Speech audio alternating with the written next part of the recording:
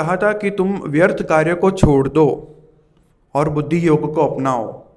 तो अर्जुन ने क्या सोचा? बुद्धि योग मतलब बुद्धि से भगवान के पास जाने का तरीका ढूंढना, मतलब वन में चले जाना और ध्यान करना कि कैसे मैं भगवान को, बुद्धि को कैसे भगवान की शरण में लगा पाऊँ और मैं भगवान के धाम कैसे लौट पाऊँ।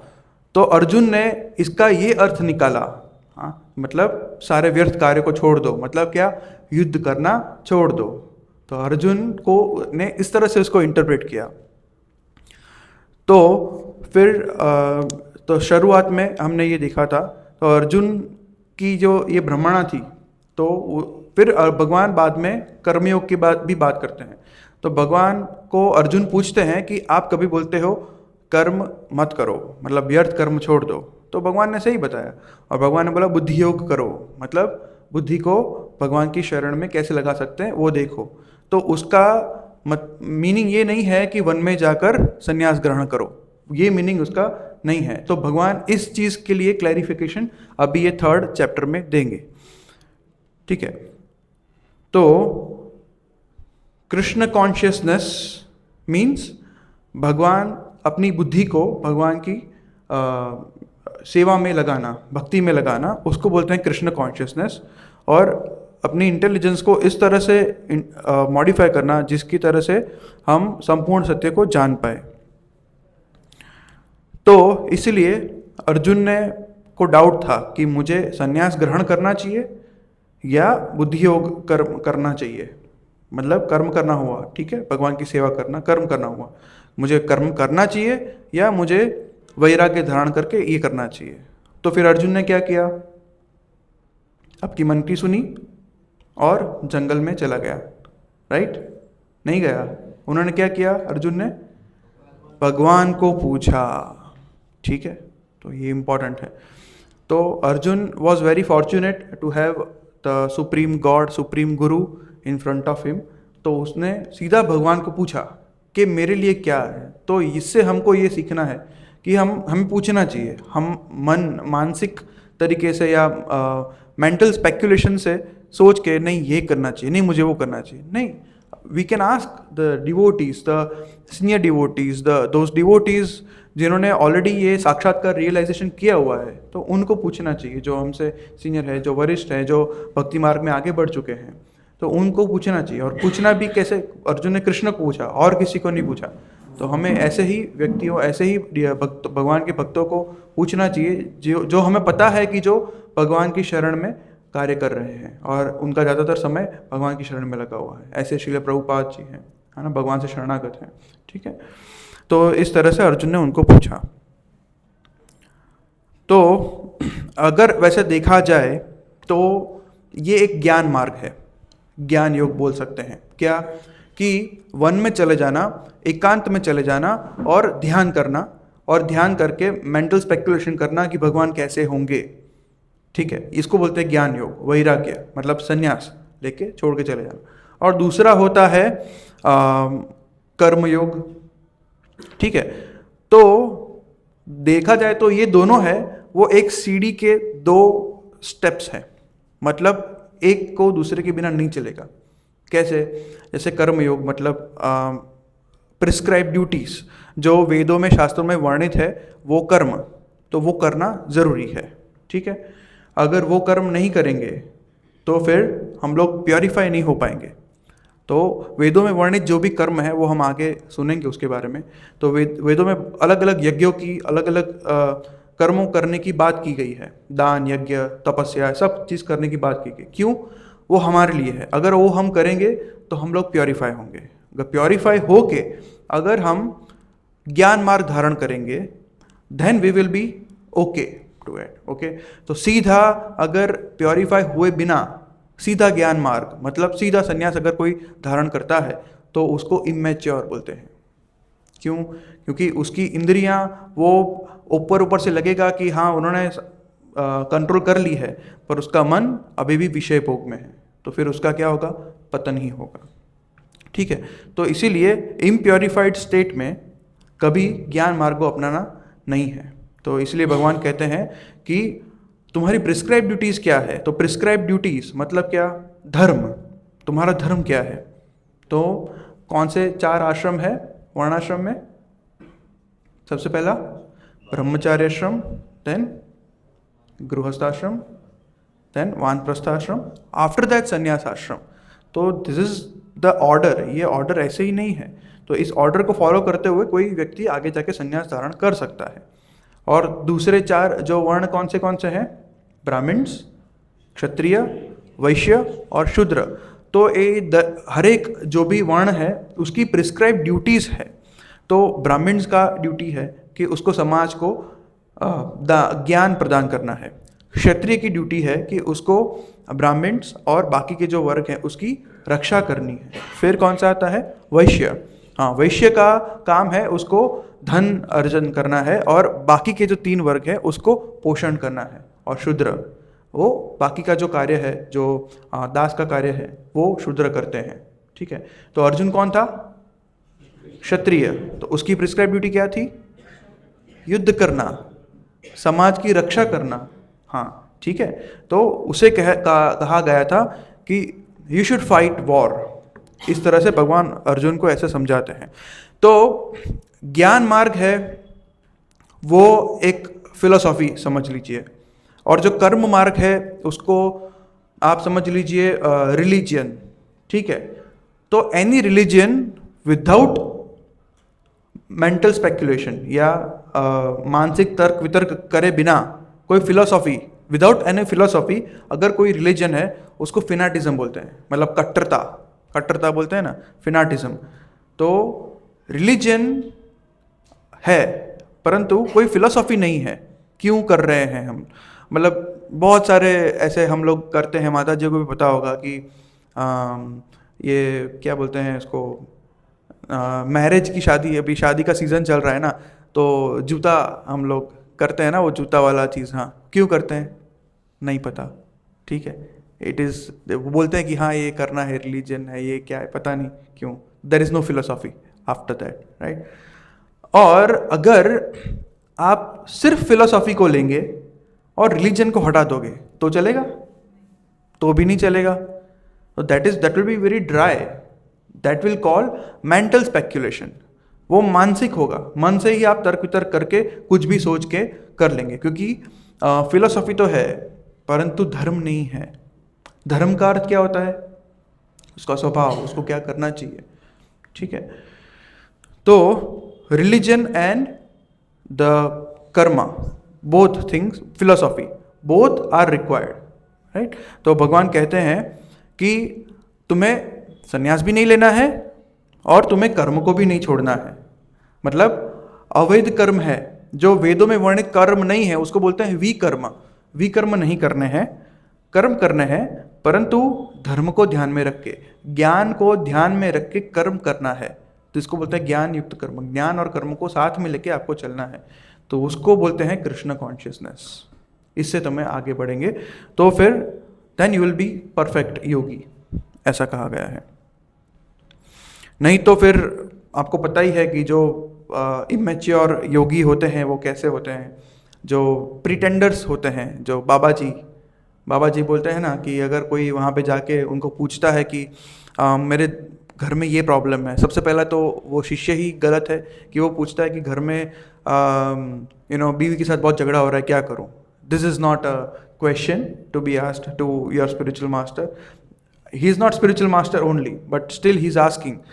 आंसर देखिए, आंसर ये है, समोसा खाते हो? वो बोलता है हाँ। कौन सी चटनी के साथ खाते हो, ग्रीन चटनी या रेड चटनी? वो बोलता है रेड चटनी। अब से ग्रीन चटनी के साथ खाया करो, तो फिर क्या होगा, झगड़ा बंद हो जाएगा। ये रियल है, this is real, I have heard this. तो इसको बोलते हैं प्रीटेंडर्स, दे आर इमैच्योर्स। एंड जो वो लोग समाज को बहुत ही गलत दिशा में जा रहे हैं। आपने देखा ना, अभी वो स्टैम्पेड हुआ था, कुछ 15-20 लोग की डेथ हुआ था। एक कोई बाबा का वो 1 लाख रुपया वाला टिकट लेने के लिए आगे बैठने के लिए। तो ऐसे बहुत सारे योगीज तो नहीं कहूँगा मैं, भोगी बोलूँगा। इस तरह बहुत तरह भोगी का समाज में प्रवर्तमान है, बहुत सारे। और वो क्यों है? क्योंकि हम लोग हम लोग हैं उनके लिए, कि हम लोगों को कोई आए और हमको कोई बुद्धू बनाए, तो इसीलिए ये लोग हैं। अगर हम ही अपनी बुद्धि से ज़रा सा भी सोच के किसी भक्त का संग करेंगे तो हमें समझ आ जाएगा कि क्या है। ठीक है, आपने वो इसमें भी पढ़ा होगा, अभी श्री राम प्रभु का फोटो आया था, आपने देखा था? हाँ, उसमें वो जो पत्रकार थे उन्होंने अच्छा लिखा था। क्या लिखा था कि ये ऐसा इस्कॉन एक ऐसा संप्रदाय है जिसमें कोई आके ऐसा नहीं बोलता है कि देखो हमारे प्रभुपाद बहुत महान है। आपने किसी ने बोला क्या किसी को जाके आप प्रभुपाद की बुक पढ़िए, प्रभुपाद की बुक, आप बोलते हो, आप क्या बोलते हो? श्रीमद् भगवद गीता पढ़िए।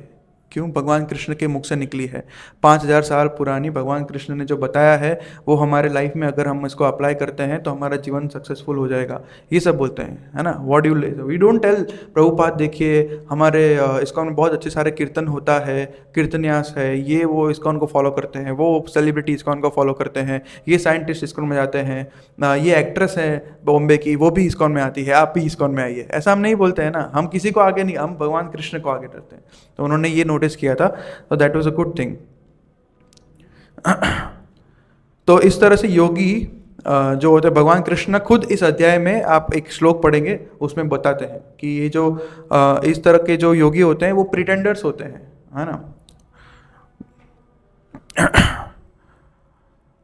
तो इस तरह से भगवान कहते हैं कि कर्म ना करने से अच्छा है कि कर्म करना चाहिए, क्योंकि वर्णाश्रम धर्म जो बना गया है वो इसी के लिए है कि हम कर्म कर पाए। वेदों में वर्णित जो भी हम कर्म करेंगे अपने वर्ण के अनुसार, उससे हम प्योरीफाई होंगे। जैसे शूद्र है वो अपना कर्म करता रहेगा तो वो धीरे धीरे उसका अपलिफ्टमेंट होगा और बनेगा वैश्य, वैश्य का अपलिफ्टमेंट होगा क्षत्रिय में, क्षत्रिय का अपलिफ्टमेंट होगा ब्राह्मण्स में। ठीक है, प्रभुपाद बोलते हैं कि सारा समाज को ब्राह्मण बनना चाहिए, ब्राह्मण्स, है ना। भगवान भी ब्रह्म देव कहा जाता है। आपने एक श्लोक सुना होगा, नमो ब्रह्मण्य देवाय गो ब्राह्मण्य हिताय च जगत हिताय कृष्णाय गोविंदाय नमो नमः। नमो ब्राह्मणों के देवता है, भगवान ने ब्राह्मणों के बारे में बहुत कहा है। तो ये मैं जो ब्राह्मण्स बोल रहा हूँ वो नहीं है जो मैरिज में आप लोग आजकल देखते हैं, जो अच्छे होंगे वो अच्छे होंगे, जो मैंने कुछ अलग से देखे हैं वो मुंह में चबाते चबाते करते हैं और फ़ोन पे बात करते हैं कि हाँ अगला मैरिज यहीं पे आता हूँ, हाँ चलो फटाफट डर करके आगे चले जाते हैं। मैंने एक बार ये सुना था, मैंने आपको बताया भी होगा शायद, कि कोई मैरिज ऐसा चल रहा था, वहाँ पे हमारे एक सन्यासी महाराज वहाँ पे चले गए थे और वो बैठे थे, वो सुन रहे थे सारे श्लोक, उनको सब पता था। तो मैरिज ख़त्म होने के बाद उन्होंने ब्राह्मण से पूछा कि आपको पता है आपने जो श्लोक रिसाइट किए वो कौन से हैं? उन्होंने बोला कि हाँ ये मैरिज के ही हैं। तो सन्यासी ने बाद में, उनको तो कुछ बोला नहीं और बाकी सबको बताया कि ये सन्यास के मैं मंत्र बोल रहे थे मैरिज के टाइम पे। सो ये होता है। तो वो ब्राह्मण्स नहीं है जो जन्म से ही ब्राह्मण है ना। तो जो भगवान कहते हैं कि ये जो 4 वर्ण है, वो आगे भी श्लोक आप पढ़ेंगे कि चातुर्वर्ण मया सृष्टम, कौन से? गुण कर्म विभागशः, गुण और कर्म के तौर पे आप जो हैं वो है, जन्म से नहीं है। जन्म से अगर कोई ऐसे व्यक्ति से, ऐसे कोई योगी या भोगी है ऐसा, उससे अच्छा है कि वो जो स्वीपर है, भले ही वो शूद्र है पर वो अपना कार्य अच्छे से कर रहा है, that is even better than him. सोचिए, जो इतने लोगों को मूर्ख बना रहा है उससे अच्छा वो स्वीपर है। श्री प्रभुपाद भगवद गीता में लिखते हैं ऐसा, राइट, क्योंकि वो अपना निश्चित, अपना जो प्रिस्क्राइब ड्यूटीज है, जो नियत कर्म, इट्स अ गुड वर्ड, नियत कर्म कर रहा है। ठीक है, तो इसीलिए कर्म ना करने से ज़्यादा नियत कर्म करना ज़रूरी है। तो पहले जो ये सेशन है उसमें भगवान इस तरह से अर्जुन को समझाते हैं कि तुम्हें संन्यास नहीं लेना है।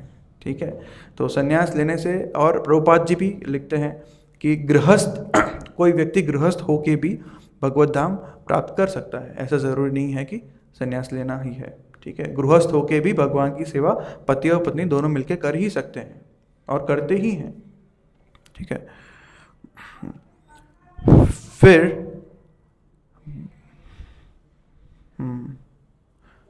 ओके, अब भगवान आगे अर्जुन को बताते हैं ये जो कर्म है कैसे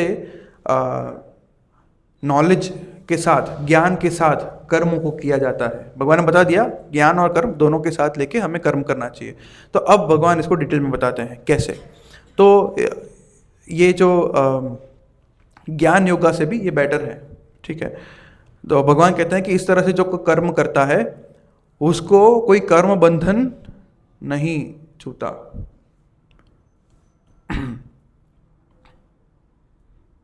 भगवान कहते हैं कि दो तरीके के लोग होते हैं, जो ज्ञान योग को प्रैक्टिस करते हैं और एक कर्म योग को प्रैक्टिस करते हैं। ठीक है।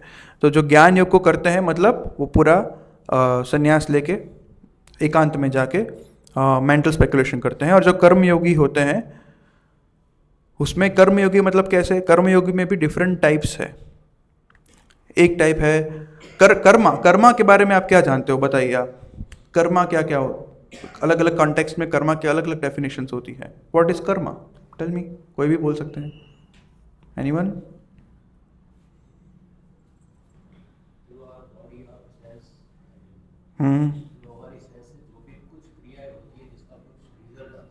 या परफेक्ट।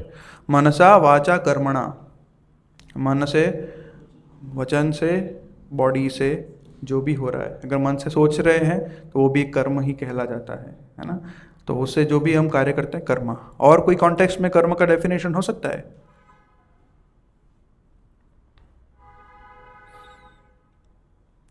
और एक नहीं बोलते हैं आजकल सब लोग, इवन फॉरेनर्स भी बोलते हैं कर्मा।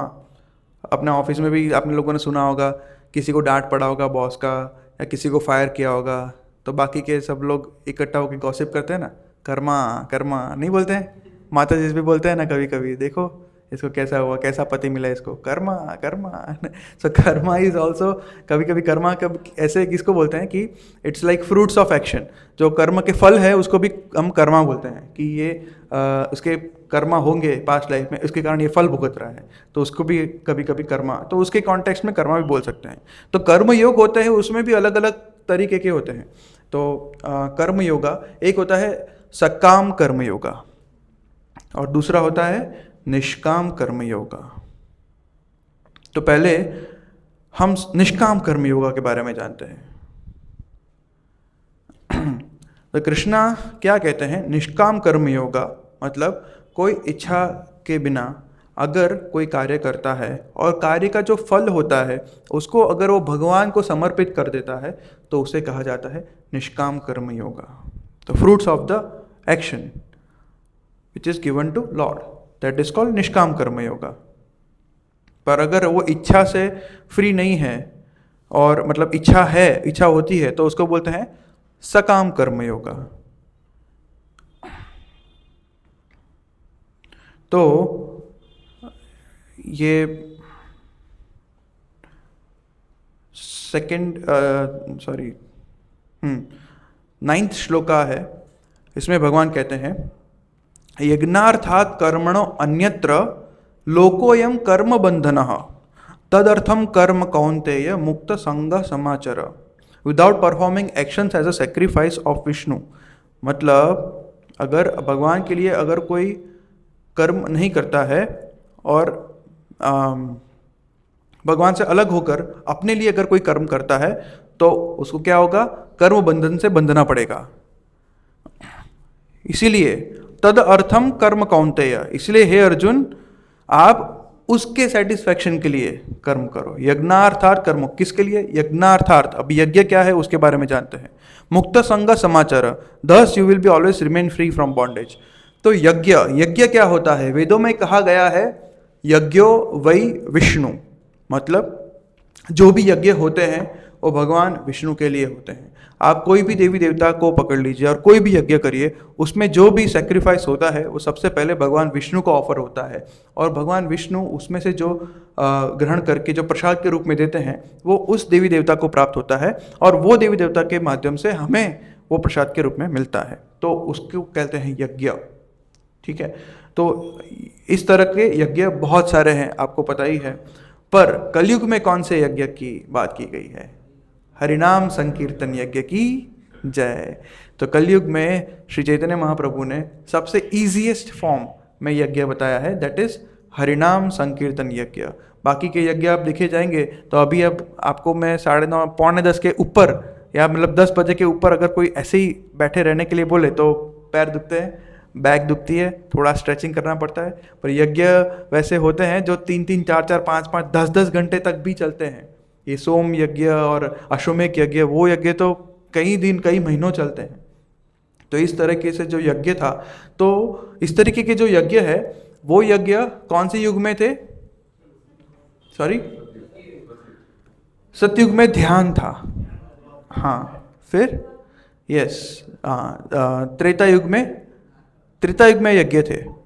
द्वापर युग में अर्चना, ये विग्रह अर्चना थी। और कलयुग में है हरिनाम संकीर्तन।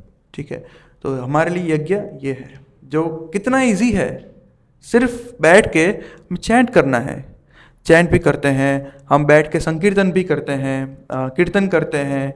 फिर आप रोज आके जो भगवत गीता बांटते हैं उसको भी संकीर्तन बोलते हैं, संकीर्तन पार्टी बोलते हैं कि ये हरीश गोविंद प्रभु की संकीर्तन पार्टी है जो इतनी 38, 40, 60, 100, 120 बुक्स इन्होंने आज डिस्ट्रीब्यूट किया।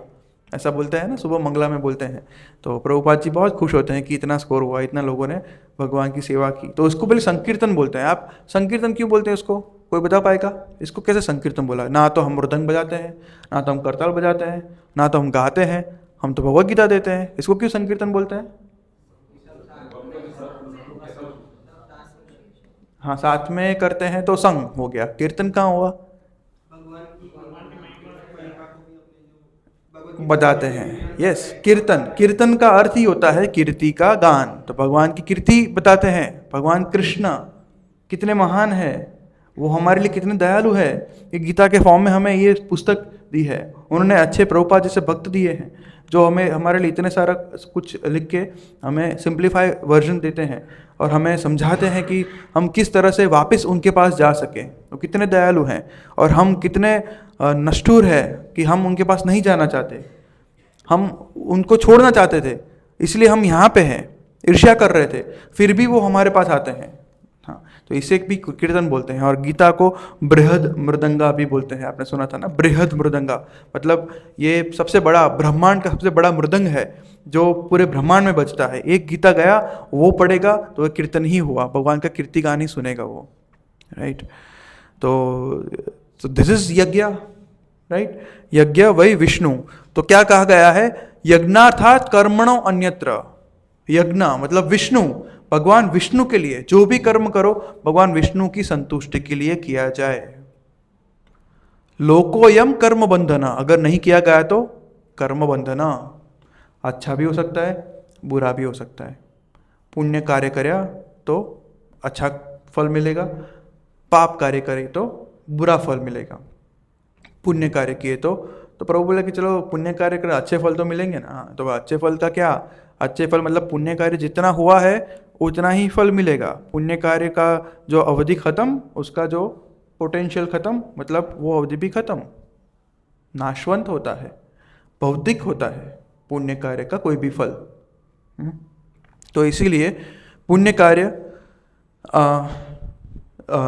और पाप कार्य, ये दोनों कार्य जो है वो फल देने वाले होते हैं, मतलब फल देके बांधने वाले होते हैं हमें इस जन्म मृत्यु के चक्र में। हमें इससे छूट कर भगवान की सेवा में लगना है। तो दैट इज दैट। तो भगवान ने यज्ञ इस तरह से वेदों में बनाए हैं। क्यों? क्योंकि इस तरह से सब लोग यज्ञ कर पाए। जैसे कि नंद महाराज यज्ञ करते थे, किसके लिए? हर साल करते थे। क्या आए? बारिश आए, उसके लिए यज्ञ करते थे, है ना। जैसे कि इंद्र और बाकी के जो देवी देवता हैं उनको संतुष्टि प्राप्त हो और वो अच्छे अच्छे फल दें, जैसे बारिश आए। बहुत सारे ऐसे वेदों में ही लिखे हैं अलग अलग यज्ञ करने के लिए देवी देवताओं के लिए। तो भगवान ने ऐसे भी आगे लिखते हैं कि इस तरह का जो वेदों में यज्ञ का वर्णन किया गया है, इससे क्या होगा कि मनुष्य यज्ञ करेंगे, इससे देवी देवताओं को संतुष्टि प्राप्त होगी और देवी देवता उनको क्या देंगे? बदले में फल देंगे, इसलिए मनुष्य खुश रहेंगे। इस तरह से दोनों के आदान प्रदान से they will live happily ever, ऐसा भगवान कहते हैं। इसलिए फिर भगवान ये भी कहते हैं कि यज्ञ शिष्टा सिना संतो मुच्यन्ते सर्व किल विषय भुंजते ते त्वगम पापा ये प्रचन्यात्म कारणात्। इसका अर्थ क्या होता है? यज्ञ मतलब यज्ञ वही विष्णु, यज्ञ मतलब सारे यज्ञ किसके लिए होते हैं? विष्णु। तो जो भी यज्ञ है वो विष्णु के लिए है। ये भगवद गीता में 5th चैप्टर में भी आता है। भगवान 5th चैप्टर में लास्ट एक श्लोका है, उसमें बोलते हैं कि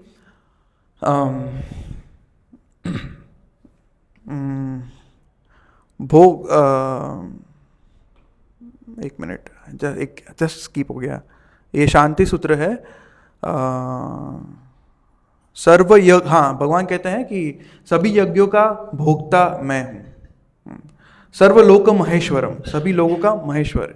भोक्तारम यज्ञ तपसाम सर्वलोक महेश्वरम सुहृदम सर्वभूतानाम ज्ञात्वा माम शांति मृच्छति। भोक्तारम यज्ञ तपसाम, जितने भी यज्ञ होते हैं और जितने भी तप होते हैं। आप माता जी कौन सा करती हैं? जो यंग माता जी होती हैं, जिनकी शादी नहीं हुई होती है, जो अच्छा वर मिले उसके लिए कौन सा? जया पार्वती व्रत करती है। तप है ना, एक तरीके का 5 दिन बिना नमक का खाती है। फिर कात्यायनी माता का वो हस्बैंड करते हैं क्या? आई डोंट नो, ऐसा कुछ है। नहीं, वो भी माता जी करती है, हस्बैंड तो कुछ करते ही नहीं है। ठीक है, तो सभी लोग कुछ ना कुछ करते हैं, तप करते हैं, यज्ञ करते हैं। उसके सभी भोक्ता कौन है? भोक्तारम यज्ञ तपसाम सर्वलोक महेश्वरम। सभी, ये भगवान 5th चैप्टर में बताते हैं, भगवान कृष्ण खुद बताते हैं, सभी लोगों का महेश्वर। फिर सुहृदम सर्वभूतानाम, सिर्फ मनुष्यों के नहीं, सर्वभूतानाम, each and every bacteria, virus और anything you see in this hall और वेर एवर यू आर, तो उसके सुहृद। सुहृद मीन्स बेस्टेस्ट फ्रेंड, सबसे बेस्ट फ्रेंड। अगर ये 3 चीज आप समझ गए, ज्ञात्वा माम, अगर इस तरह से आप मुझे जानोगे, भगवान कृष्ण को जानोगे, तो शांति मृच्छति, शांति प्राप्त होगी। तो सभी यज्ञों के भोक्ता कौन है? भगवान कृष्ण। तो क्या लिखा गया है? यज्ञ शिष्टा सिना संतो, मतलब those devotees who eat food remnants of sacrifice offered to Lord Vishnu. यज्ञ में जो आहुति दिया गया हुआ अन्न जो खाते हैं उनको क्या होता है? मुच्यन्ते सर्व किल विषय, they are all released, free हो जाते हैं ऑल काइंड्स ऑफ सिन। सर्व किल विषय, सभी पापों से उनको मुक्ति प्राप्त हो जाती है। भुंजते ते त्वघम पापा, अगर जो नहीं खाते हैं वो, ये पचन्त्यात्म कारणात्, मतलब जो अपने लिए बनाते हैं, अपने लिए खाने के लिए, अपनी इंद्रियों को संतोष प्रदान करने के लिए अगर जो अन्न ग्रहण करते हैं, उसका क्या होता है? भूंजते थे तो गम पापा, वो अन्न नहीं खा रहे हैं, पिज्जा नहीं खा रहे हैं, क्या खा रहे हैं? पाप खा रहे हैं। दे आर ईटिंग पाप। So serious, Krishna himself is telling कि अगर वो यज्ञ में अर्पण किए हुआ अन्न खाते हैं तो उसका भी बेनिफिट है। पाप तो नहीं खाएंगे, पर जो पुराने जन्म में, पास्ट लाइफ में जो भी पाप किया होगा उसका सब क्लीन हो जाएगा। जस्ट लाइक वैक्सीन्स, आप सब लोगों ने वैक्सीन्स लिया है, कोविड वैक्सीन्स है ना, फिर भी कोविड हुआ था? नहीं हुआ था ना, हुआ था पर कम हुआ गया था ना, कम हो गया था थोड़ा, राइट। मुझे भी हुआ था, मैंने भी वैक्सीन लिया था, पर हर एक रोग का थोड़ी वैक्सीन ले सकते हैं। पर ये ऐसा वैक्सीन है कि हर एक रोग को मिटा सकता है, हर एक पाप को भगा सकता है। जितने भी पाप कर्म आपने किए होंगे, बहुत सारे हमारे भक्त थे जो फॉरेन कंट्रीज में थे, उन लोगों ने पूछा प्रभुपाद जी को जाके कि प्रभुपाद ये कैसे शक्य है कि हमने तो पास्ट लाइफ में बहुत मीट भी खाया है, बहुत ही शराब पिया है, ये सब कुछ किया है, तो हम लोग किस तरह से, हमको तो पॉसिबल ही नहीं है कि हमारा कुछ भी हो सकता है, हमने इस तरह से घिन्न पाप किए हैं। प्रभुपाद ने बोला, अब तुम क्या खा रहे हो? कि हम अभी तो आप जैसे बता रहे हैं भगवान को भोग लगा के ही खा रहे हैं। बस देखो श्लोक, यज्ञ शिष्टा सिन्हा संतो मुच्यन्ते सर्व किल विषय, सभी पाप नष्ट हो जाएंगे, है ना। सारे रोग, ऐसी दवा है जो जितने भी डिजीज है बॉडी में सब नष्ट कर देगी। और दूसरा क्या वर्ड आता है इसमें, प्रभुपाद जी लिखते हैं यज्ञ शिष्टा सिन्हा संतो, संतो मतलब ऐसे भगवान के डिवोटीज। ब्रह्म संहिता है, इसमें भगवान लिखते हैं, प्रेमांजन चुलित भक्ति विलोचनेन संतः सदैव हृदयेषु विलोकयन्ति। जो ऐसे संत जो भगवान को अपने हृदय में विलोकयन्ति, लुकिंग एट देयर हार्ट, वो भगवान को अपने हृदय में विराजमान देखते हैं, उसके आँख वो प्रेमांजन से उनकी आई को अंजन किया हुआ है। ऐसे जो डिवोटीज हैं वो भगवान को बहुत ही प्रेम से, वो लोग ऐसा नहीं सोचते कि हमें पाप से मुक्त होना है इसलिए भगवान आप इसको ग्रहण कीजिए और मुझे पाप से मुक्त कीजिए। उनका ये नहीं होता। संत क्या बोलते हैं, आप खाइए, मैं आपके लिए बनाता हूँ, I am giving it to you. Sanatan Goswami थे, बहुत बूढ़े हो चुके थे, और फिर भी वो, आपको पता होगा सनातन गोस्वामी 3 बार परिक्रमा करते थे गोवर्धन। आप में से कितने लोग गोवर्धन गए हैं और परिक्रमा भी किया है? हाँ, हम लोग जाएंगे साथ में फिर से, है ना। कृष्णा विलिंग हम शॉर्ट फ्यूचर में ही जाएंगे, मे बी नेक्स्ट ईयर। तो इस तरह से वो 3 बार परिक्रमा, आप एक बार के बाद सोचना कि 3 बार क्या होता है, तो he is to do that. तो और भगवान, उनके पास जो भगवान की विग्रह थे, तो उनके पास ज़्यादा कुछ वो लेने के लिए जाते नहीं थे, वो सन्यासी थे, है ना। तो उनको जो भी मिलता था, आटा से लेके रोटी बनाकर भगवान को भोग लगाते थे, और छाछ थोड़ा जो मिलता था उसको भोग लगाकर उसको ग्रहण करते थे। वो भगवान भक्तों का भाव देखते हैं, तो कितने प्रेम भाव से। तो फिर भी भगवान कभी कभी रेसिप्रोकेट भी करते हैं। किस तरह से? भगवान ने उनसे वो बात करते थे सनातन गोस्वामी से। कैसे? भगवान ने उनको पूछा, Sanatan, atleast can you add some salt in this roti? This is without salt, atleast add some salt, you are giving this roti and this thing. और मैं 56 भोग खाने वाला आदमी, इस रोटी और छाछ ठीक है, पर थोड़ा नमक तो डालो। तो तब सनातन गोस्वामी बोलते हैं कि मतलब ऐसे जो गोस्वामी से, इनसे अगर हम एक छींट का भी, एक माइक्रोन वर्जन भी अगर हम ले लें प्रभु, तो लाइफ चेंज हो जाएगा। इतना प्रेम है उनको भगवान से कि वो इतना प्रेम से, आप लोगों ने बहुत कुछ सुना होगा, कर्माबाई के बारे में सुना है, जगन्नाथपुरी में है ना। जगन्नाथपुरी में कर्माबाई करके थी, उनके पापा बहुत बड़े अच्छे भक्त थे। वो डेली भगवान को भोग लगाते थे, अच्छे से भोग लगाते थे, और भगवान की सेवा अच्छे से करते थे। फिर क्या हुआ, वो यात्रा करने गए, तब लगा कि अभी भगवान को भोग कौन लगेगा, भगवान तो मेरे भूखे रह जाएंगे। तो उनकी बेटी थी, उनका नाम क्या था, कर्माबाई। तो कर्माबाई को बोल के गए कि बेटा इस तरह से नहा धो के भगवान को भोग लगाने का, और फिर उसके बाद ही प्रसाद को ग्रहण करने का, ऐसा, ठीक है।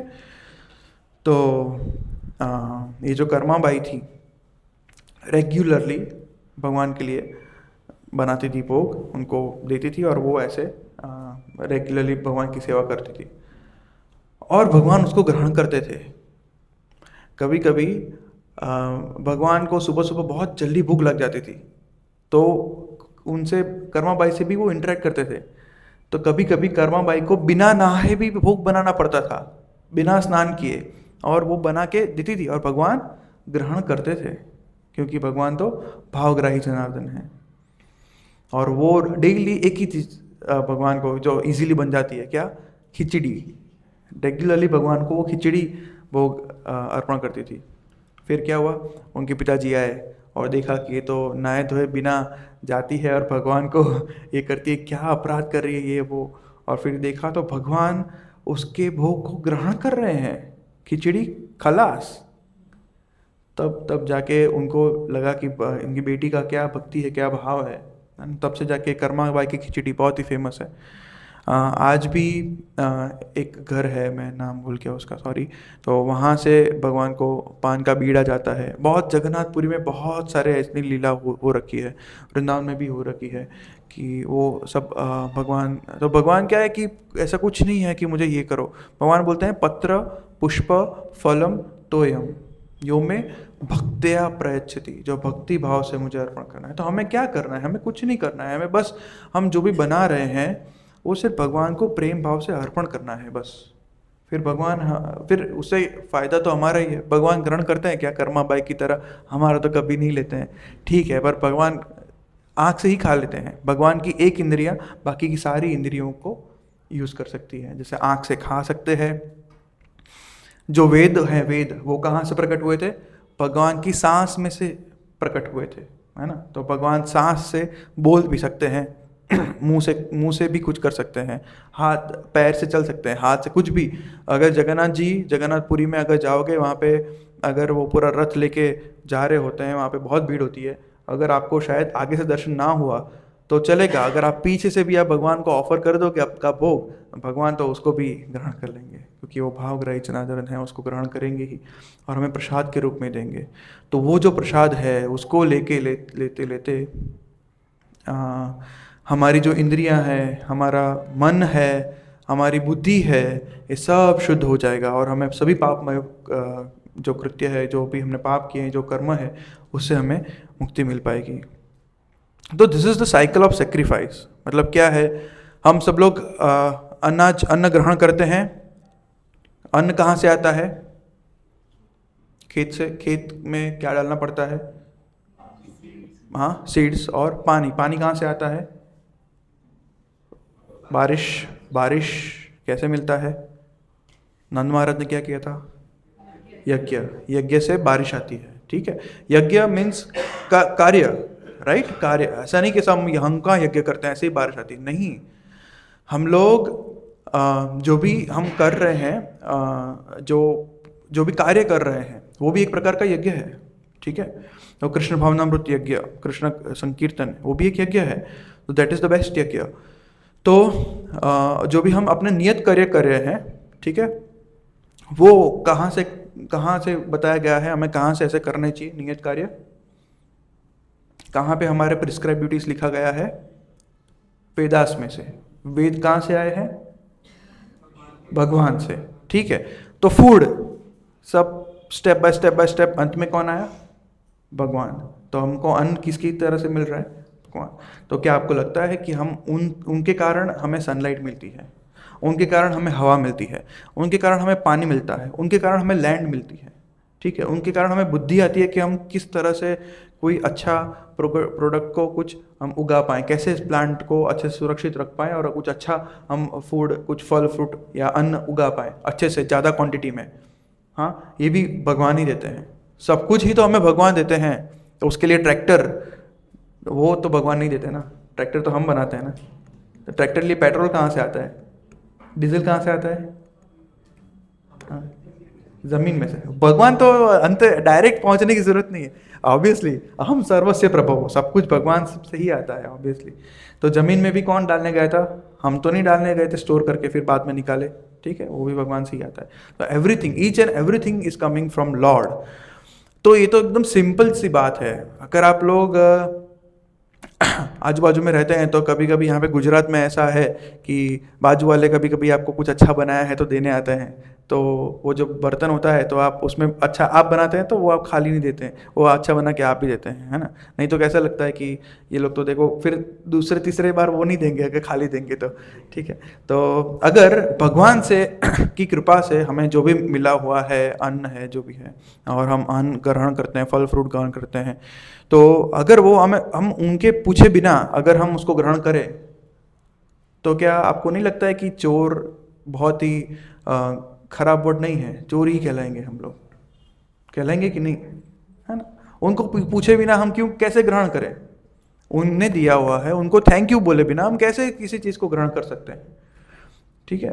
तो यज्ञार्थार्थ ये यज्ञ कैसे, यज्ञ जो होते हैं, तो कभी कभी होता है ना कि दुष्काल पड़ता है, बारिश नहीं आती है, सुनामी आती है, धरतीकंप आते हैं, ज़्यादा अतिवृष्टि होती है, बहुत सारा बारिश ज़्यादा आ जाती है।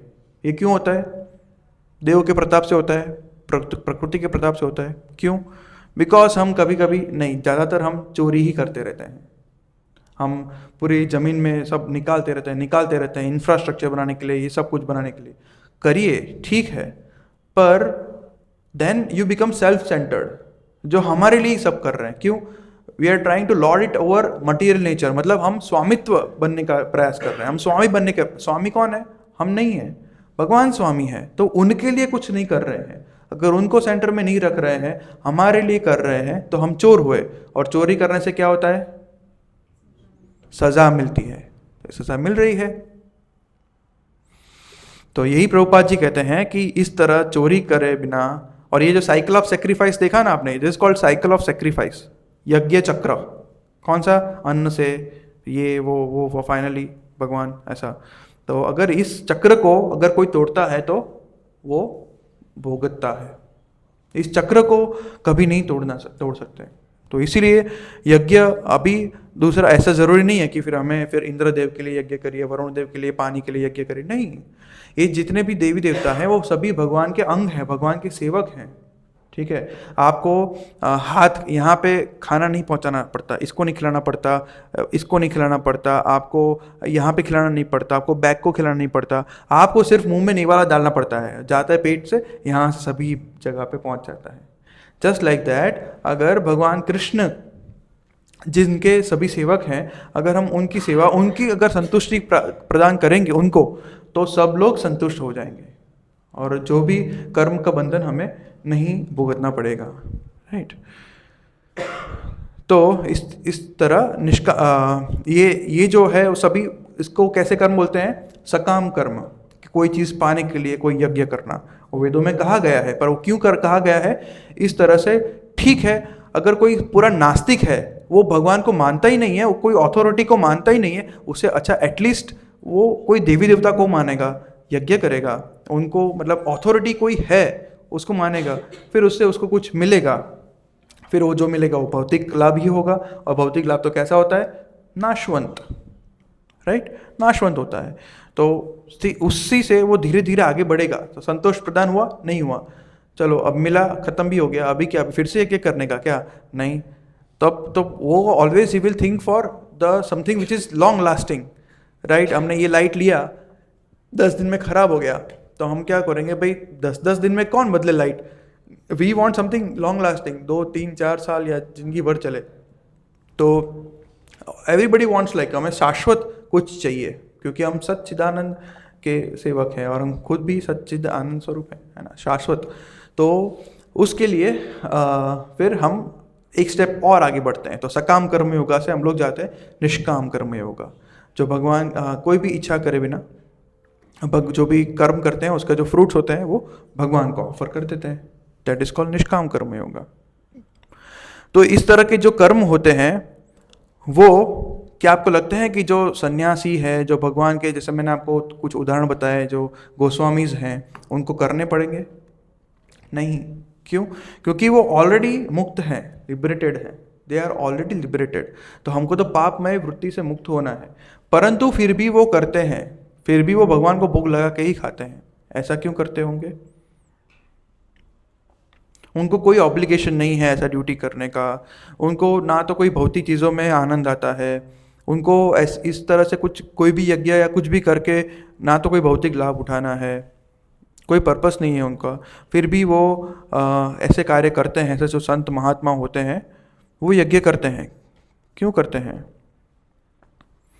और अटैच हुए बिना। तो कोई भी कार्य विदाउट अटैच, जो भी उसका फल प्राप्त होता है उससे कोई आसक्त नहीं होता, उसको बोलते हैं निष्काम कर्म। और ऐसे व्यक्ति जिसको ये कर्म करने की जरूरत नहीं है, क्योंकि वो ऑलरेडी आत्मा साक्षात्कार प्राप्त की चुके हैं, फिर भी वो करते हैं। क्यों ऐसा करेंगे? बिकॉज क्यों करेंगे ऐसा? क्यों करेंगे? मोदी जी कभी कभी पता है स्वच्छता पखवाड़ा में क्या करते थे? खुद झाड़ू उठा के साफ करते थे। क्यों? लोगों को प्रेरित करें। मोदी जी को झाड़ू लगाना जरूरत है, फिर भी वो करते थे। क्यों? लोग सीख पाए। ठीक है, तो इसमें क्या कहा है? भगवान कहते हैं कि यद यद आचरति श्रेष्ठस तद तद एतेरो जनः एवेतरो जनः स यत् प्रमाणम कुरुते लोकस तद अनुवर्तते। जैसे जो श्रेष्ठ पुरुष जो भी है वो कार्य करते हैं, उसको सारा समाज फॉलो करता है। जैसे कि शाहरुख खान या जो भी एक्ट्रेस है, वो जिस तरह के हेयर स्टाइल मूछ रखते हैं तो लोग वैसे ही करते हैं। इसलिए तो बड़े बड़े बोर्डिंग्स पे वो लोग कोको कोला वो पीते हैं, तो लोग भी ऐसा करते हैं तो क्योंकि लोग उनको श्रेष्ठ मानते हैं। राइट, उनको समझ नहीं है कौन श्रेष्ठ है। ठीक है, तो जिस तरह से ऐसे सन्यासी हैं, ऐसे भगवान कृष्ण जो खुद माया उनकी दासी है, उनको कोई कर्म बंधन से, वो तो मुक्त है, तो उनको भी कर्म करना पड़ता है। क्यों? क्या उनको को कर्म करने की हमको? यस, अगर हम वो कर्म नहीं करेंगे तो सब नाश हो जाएगा, सब उनको फॉलो करेंगे। आपको लगता है कोई भगवान कृष्ण को फॉलो करते हैं? ये जो नियम है ये किसने बनाए हैं? जो भी कर्म के नियम है किसने बनाए हैं? भगवान ने बनाए हैं। ठीक है, तो क्या उनको ये लागू पड़ते हैं? नहीं लागू पड़ेंगे। कृष्ण को कोई नियम कोई भी नहीं लागू पड़ता। ठीक है, फिर भी वो कार्य करते हैं। ठीक है, तो आपको लगता है कोई कृष्ण को फॉलो करते हैं? नहीं करते। बहुत लोग हैं ऐसे फॉलो करने वाले, है ना। फॉलो करने का दो चीज़ होता है, एक बोलते हैं अनुकरण, दूसरा बोलते हैं अनुसरण। जो भगवान बन के बैठ जाते हैं और कभी कभी येलो ड्रेस पहन के, पीताम्बर पहन के ऐसे करके आ जाते हैं कि मैं कृष्ण ही हूँ, दैट इज कॉल्ड अनुकरण। अनुकरण, हाँ। कोई बोलते हैं कि ये तो बहुत छोटा हो गया, अभी मुझे गोवर्धन उठाना नहीं है, नहीं कि लोगों को श्रद्धा को बुरा लग जाएगा, वो लोग भी परिक्रमा किसी करेंगे, इसलिए नहीं तो मैं उठा लेता। दैट इज कॉल्ड अनुकरण। भगवान कृष्ण ने उठाया, हम उठा सकते हैं? नहीं उठा सकते, अनुकरण। परंतु भगवान के जो उपदेशों को फॉलो करना, उसको क्या कहते हैं? अनुसरण। ठीक है, तो दिस इज कॉल्ड, ये फॉलोइंग और इमिटेटिंग, ये दोनों में ये डिफरेंस है। तो हमें कोई भी, ये जो सन्यासी है, जो महाराज है, उनका अनुकरण ना करते हुए वो जो उपदेश क्या दे रहे हैं, भगवान का उपदेश क्या है। भगवान ने तो 16,000 वाइफ्स थी उनकी, हम कर सकते हैं? बोलो उन 60,000 की, हम 16,000 नहीं, 2-3 तो रख ही सकते हैं ना। इट इज कॉल्ड अनुकरण, नहीं। तो अनुसरण करना चाहिए, अनुकरण नहीं करना चाहिए।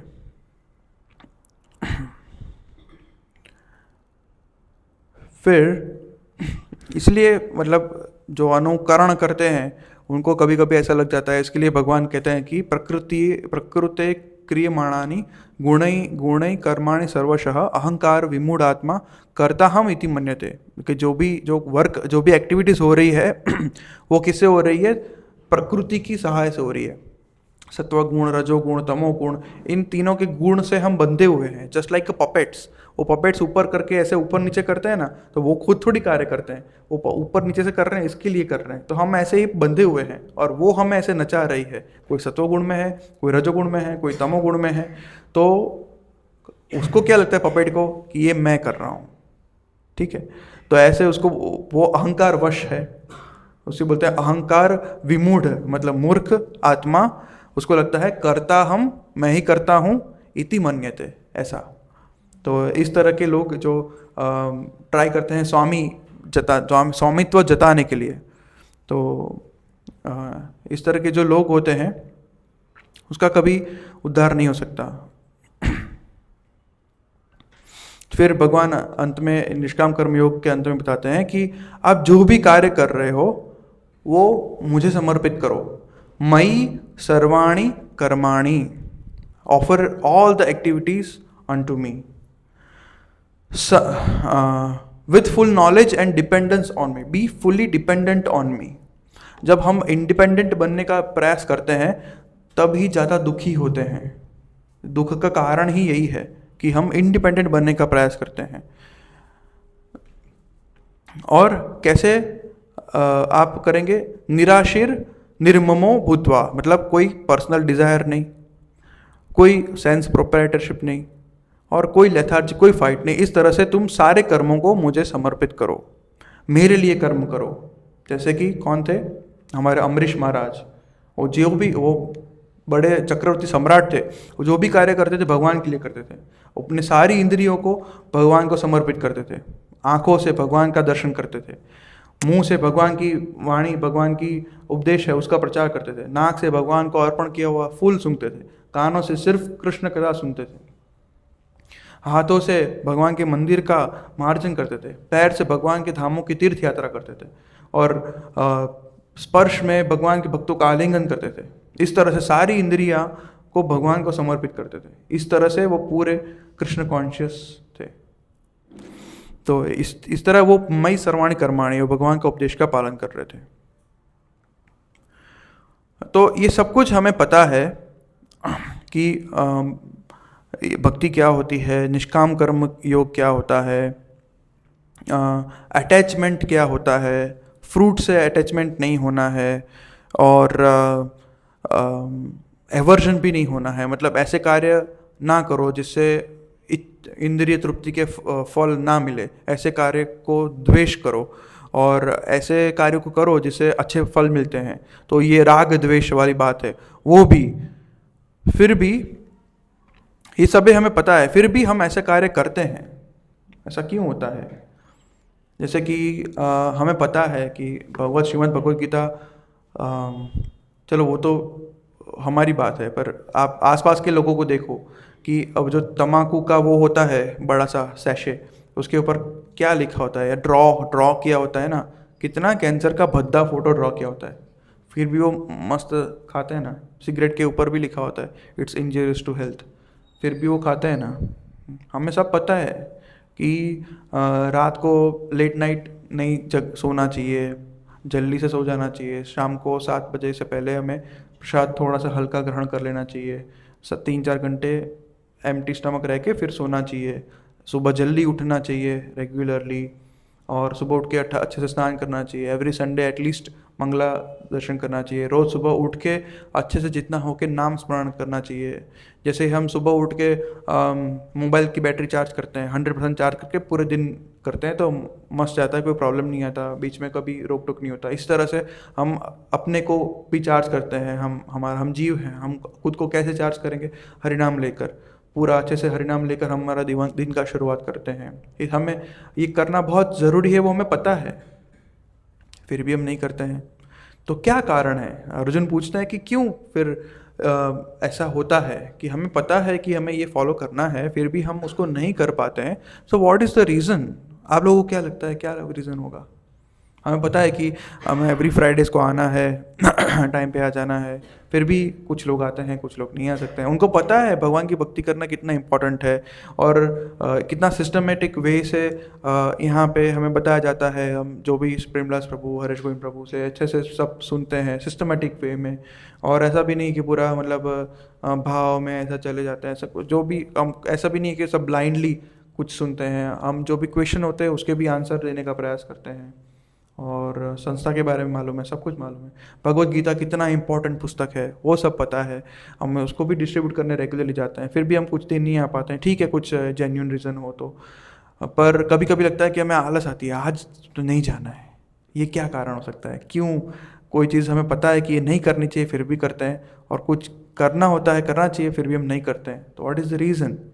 भगवान कहते हैं ये इसका रीज़न है काम। काम, लस्ट, राइट? लस्ट का मीनिंग है किसी चीज़ को पाने की तीव्र इच्छा, दैट इज कॉल्ड लस्ट, कि मुझे कुछ भी करके ये चीज़ को लेना है। वो कहाँ से लस्ट ये पैदा होता है? ये रजोगुण से होता है। अगर किसी चीज़ को आप इसको चाहिए ही चाहिए, मतलब, और अगर आपको नहीं मिले तो क्या होता है? गुस्सा होता है। तो रजोगुण में से कहाँ चले गए? तमोगुण में। ठीक है, तो ये बहुत बड़ा हमारा दुश्मन है, काम और क्रोध। ठीक है, अगर आपका काम है सेटिस्फाई हो गया, कुछ आपको तीव्र इच्छा है कुछ चीज़ को ग्रहण करने की, पर वो आपको नहीं मिली, अरे मिल गई, संतुष्ट हो गया, तो क्या होता है? लोभ। लोभ, राइट? काम है, संतुष्ट हो गया तो लोभ। काम है, संतुष्ट नहीं हुआ, क्रोध। तो काम, क्रोध, लोभ, पतन शुरू कहाँ से हुआ? काम से। अच्छा, ठीक है। तो ये काम और क्रोध इतने हमारे भयानक शत्रु हैं। आपको पता है ये लोग कहाँ रहते हैं? ये काम ऐसी चीज़ है जो ऐसा नहीं है कि सिर्फ हमारे में, सभी जीवों में भी ये काम है। ठीक है, तो ये इस तरह से है कि कोई आप अभी जो कैंप फायर वगैरह नहीं करते हैं उसमें धुआं उठता है तो कभी कभी बस ख़त्म होने आया होता है, पर हाँ हम थोड़ा थोड़ा उसका वो तरंग देख सकते हैं आग का। हाँ, तो वो हम है, मतलब वो जो धुआं है वो काम है, पर हाँ थोड़ी सी वो ज्वलत है। सैटरडे संडे तो आ जाते हैं वो गीता डिस्ट्रीब्यूट करने के लिए, हम महीने में एक बार फ्राइडे आ जाते हैं ऐसा। तो that is still there. So we are favourable beings कि हम काम को नष्ट कर सकते हैं। फिर दूसरे को होता है कि एक मिरर है जिस पे पूरा धूल जमा, ये भगवान कृष्ण खुद उदाहरण दे रहे हैं, ये उनके उदाहरण है। भगवद गीता जो 3rd चैप्टर पढ़ेंगे तो आप भी पढ़ पाएंगे, तो मैं वही उसको रिपीट कर रहा हूँ। तो जो धूल है पूरा, उसको किसके साथ सरखाया गया है, तो उसमें भी थोड़ा सा चांसेस है कि थोड़ा सा आपको लगेगा कि हाँ ये मिरर तो है, इतना तो मालूम पड़ जाए कि ये मिरर है। तो वो कॉन्शियसनेस उस तरह का काम किस में होता है, एनिमल्स में होता है। और एक होता है कि जो बच्चा, जो एम्ब्रियो होता है, जो माता के गर्भ में पूरा बंद होता है, उसमें आपको मालूम ही नहीं पड़ेगा कि गर्भ में एम्ब्रियो है कि नहीं, वो पूरा बंद होता है, ज़ीरो। दैट इज स्ट्रॉन्गेस्ट काम वो किस में होता है, उसकी तुलना वृक्षों के साथ की गई है। जो वृक्षों की वो दैट इज उसमें मतलब इट इज़ लाइक ख़त्म, उसको काम को नष्ट करने का चांसेस बहुत कम है, उसको ओवरकम करने का, काम को, लस्ट को ओवरकम करने का चांसेस मिनिमम है वृक्षों में।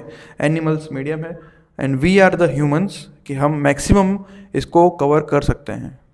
और ये जो लस्ट होता है, आपको लगता है कि हमने एक फ़ोन लिया iPhone 17, उससे बस अब मैं ज़िंदगी भर कोई फ़ोन नहीं लूँगा, मैं ये मैक्सिमम टाइटेनियम एडिशन या गोल्ड का लाइक 20 लाख का गोल्ड का एडिशन वाला आईफोन ले लूँगा, बस इसके बाद मैं ज़िंदगी भर फ़ोन लूँगा ही नहीं। क्योंकि मुझे पता है आईफोन लेते हैं ना तो उसमें क्या होता है कि वो अपडेट्स आती रहती है, तो कभी मुझे दूसरा फ़ोन लेने का ज़रूर नहीं पड़ेगा और लॉन्ग लास्टिंग चलता है।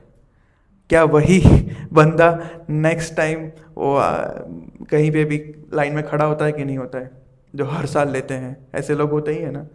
तो ये काम है, काम। और इट्स नेवर एंडिंग। आग में अगर घी डालोगे तो क्या होगा, और जलेगी। ये काम की आग और जलती रहेगी, उसको आप फ्यूल दे रहे हो, और क्या कर रहे हो, फ्यूल दे रहे हो।